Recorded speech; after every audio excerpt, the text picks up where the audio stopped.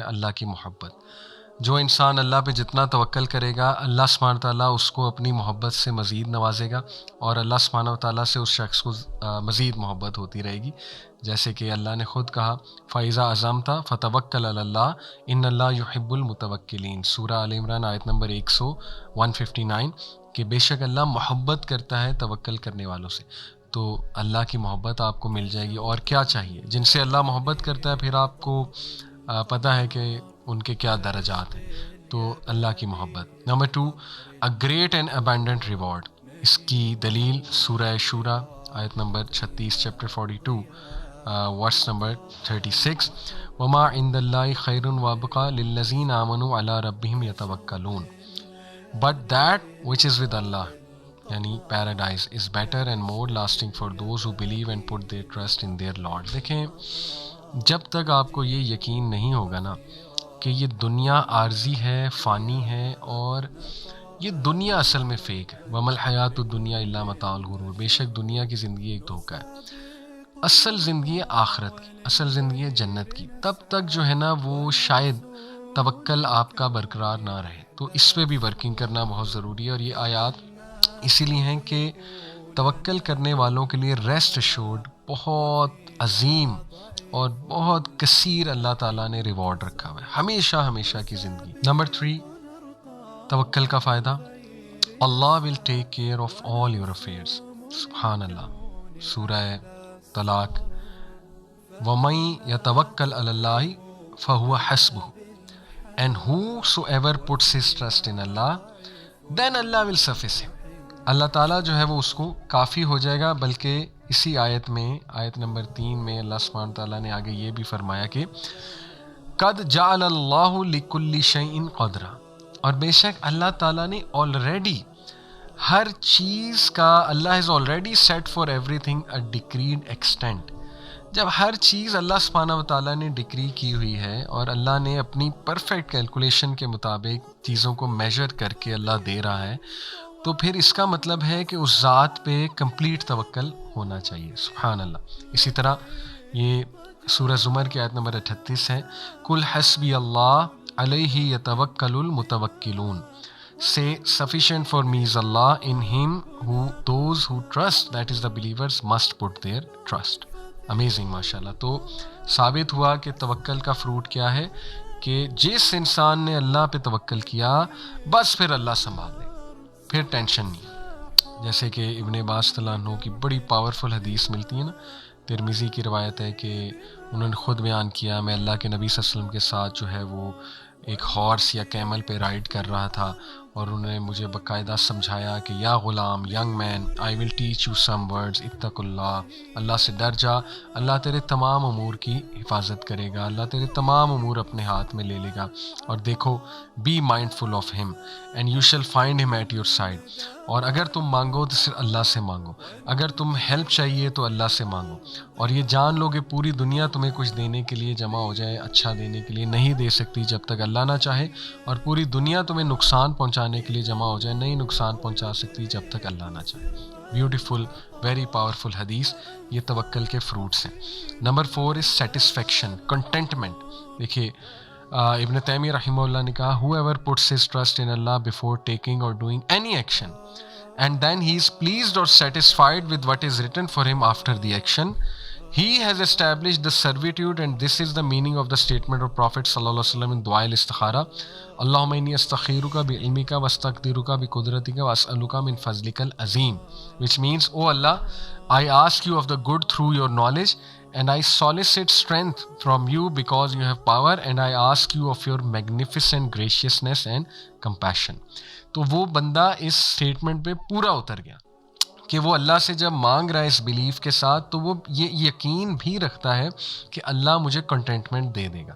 اور ایسا ہی ہوتا ہے. استخارہ کر کے اگر کچھ نہ ملے تو الحمدللہ، یہ میرا بھی پرسنل تجربہ ہے کہ بندہ اس دکھ سے، ریگریٹ سے باہر آ جاتا ہے، کیونکہ at the end of the day وہ کہتا ہے یار میں نے استخارہ کیا تھا، اور اللہ بھی اس کو کنٹینٹمنٹ دے دیتا ہے استخارے کے بدلے. سبحان اللہ. تو یہ توکل ہے اور تفویض ہے، وچ مینس کہ putting one's trust in Allah and leaving the matter to him. تو یہ بہت خوبصورت گفٹ ہے اللہ کی طرف سے، کنٹینٹمنٹ، سیٹسفیکشن اور دل میں غنا. پھر توکل کا فائدہ، توکل از اے کی ٹو پروویژن. توکل جو ہے یہ رزق کی کنجی ہے. یہ کہاں پہ ہے؟ دیکھیے ترمذی کی حدیث ہے، میں نے آپ کو پہلے بھی سنائی تھی کہ اگر تم اللہ سبحانہ تعالیٰ پہ کمپلیٹلی ریلائی کرو گے تو بالکل اسی طرح تمہارے رزق کی ارینجمنٹ کرے گا جس طرح وہ چڑیاؤں کی کرتا ہے کہ وہ صبح نکلتی ہیں ایمپٹی سٹمک کے ساتھ، گھر واپس آتی ہیں تو سٹمک فل ہوتا ہے. تو سبحان اللہ، یہ فروٹس ہیں توکل کے. اللہ تعالیٰ ہمیں عمل کی توفیق دے. اب انشاءاللہ لاسٹلی کچھ زبردست پریکٹیکل سٹوریز میں آپ کے سامنے رکھتا ہوں، بہت ایمان افروز کہ ہمیں قرآن و حدیث میں کچھ سٹوریز ملتی ہیں کہ وہ لوگ جنہوں نے سبحان اللہ اللہ سبحانہ تعالیٰ کی ذات پہ توکل کیا. تو اس میں انشاءاللہ سب سے پہلے تو رسول اللہ صلی اللہ علیہ وسلم کی سٹوری، سیرہ ہمارے لیے بہترین ایک سورس ہے ٹو انکریز آر توکل. دیکھیے سورہ آل عمران آیت نمبر 173 اور 174 کا اگر مطالعہ کیا جائے تو اس میں اللہ سبحانہ وتعالیٰ نے تعریف کی ہے صحابہ کی اور رسول اللہ صلی اللہ علیہ وسلم کی، اور تلقین کی ہے صحابہ کو، رسول اللہ صلی اللہ علیہ وسلم کو، اور یہ باور کرایا کہ تم لوگ ان سے نہ ڈرو، یہ جو تمہیں ڈرا رہے ہیں بلکہ تم صرف اللہ سبحانہ وتعالیٰ سے ڈرو.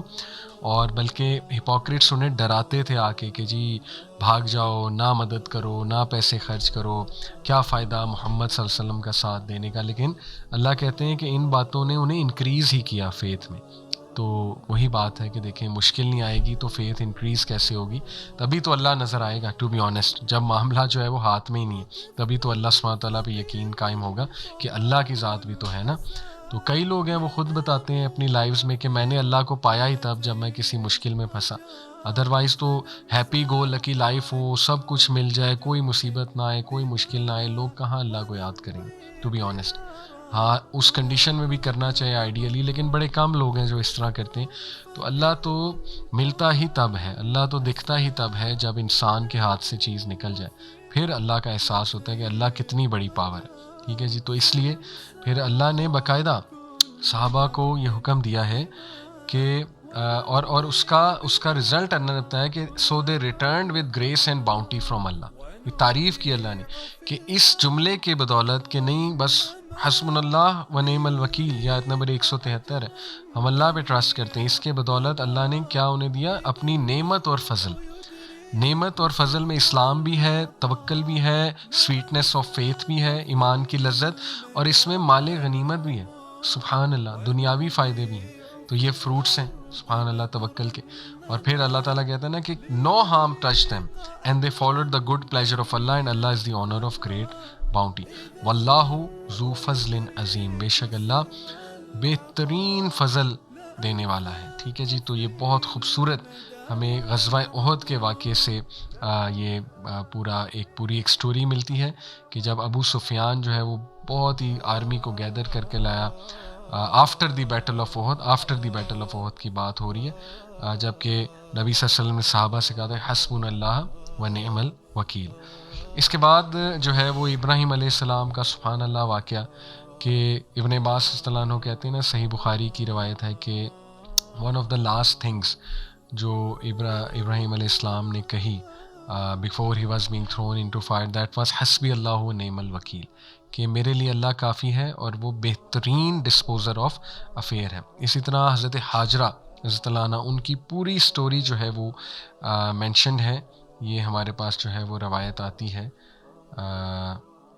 جی صحیح بخاری کی روایت ہے. یہ میں آپ کے سامنے رکھتا ہوں کہ ابراہیم علیہ السلام brought the mother of Ismail and her son while she used to nurse him at her breast to a place near the Kaaba under a tree on the place of Zamzam at the highest place in the mosque. So during those days there was nobody in Makkah nor was there any water. So he made them sit over there and placed near them a leather bag containing some dates and a small water skin, obtaining some water and set out homeward. ابراہیم اسلام نے ان کو کچھ نہیں دیا سوائے چند ایک کھجوروں کے اور ایک لیدر بیگ جس میں کچھ پانی تھا. تو جب وہ جا رہے تھے تو اسماعیل اسلام کی جو مدر ہیں یعنی کہ ام اسماعیل وچ از ہاجرہ علیہ السلام، انہوں نے سوال کیا ابراہیم اسلام سے کہ آپ ہمیں یہاں چھوڑ کر جا رہے ہیں اس ویلی میں جہاں نہ کوئی انسان ہے اور یہاں پہ ہم جو ہے ہمیں کوئی بھی کمپنی نہیں ملے گی نہ ہی کچھ اور ملے گا، تو آپ کہاں جا رہے ہیں؟ تو ابراہیم السلام نے کوئی جواب نہیں دیا. تو حاجرہ علیہ السلام نے بار بار پوچھا، لیکن وہ نیک خاتون تھی، اللہ کی حکمت کو سمجھتی تھی، اپنے ہسبینڈ کے رول کو سمجھتی تھی. اس میں ہمارے لیے ایک لرننگ پوائنٹ بھی ہے کہ سبحان اللہ وہ اتنی صابرہ وائف اور خاتون تھی کہ سمجھ گئی اپنے ہسبینڈ کو رول کو. تو انہوں نے پھر یہ پوچھا کہ اچھا یہ بتائیے